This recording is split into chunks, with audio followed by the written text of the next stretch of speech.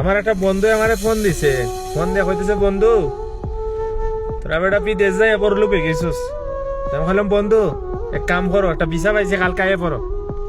ও বন্ধু খাম কিতা? কইলাম বন্ধু খাম কিচ্ছু না, খাম হালকা পাতলা আছে, মনে হয় গাড়ির ফুটকিত পানি দিতেই পায়, সাবান দিয়ে ডল তুই পায়, মানে গাড়ির গ্যারেজ আর কি, গাড়ি দেওয়ার খাম। বলে বন্ধু বেতন কত? বললাম বন্ধু 30,000 টাকা। হয়তো তো ভিসাটা চালাই দে। যখন কইলাম বন্ধু নিজের রান্দাটা নিজের রান্দা খাই তৈব, নিজের কাপড় নিজে ধুই তৈব, আর মনে করো সকাল 6টা থেকে সন্ধ্যা 6টা পর্যন্ত 12 ঘন্টা ডিউটি। আমার বন্ধু এটা বন্ধু আমার তো ওটা 10টার আগে ঘুমই ভাঙে না, আমি কেমনে সকাল 6টা বাজে বন্ধু উঠমু?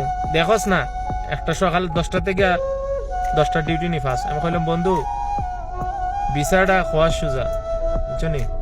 বিচার ভিতরে যে কিতা একমাত্র প্রবাস আইলে বুঝবাই বন্ধু। ও বন্ধু আচ্ছা আমি তোমারে কালকে জানাইতেছি।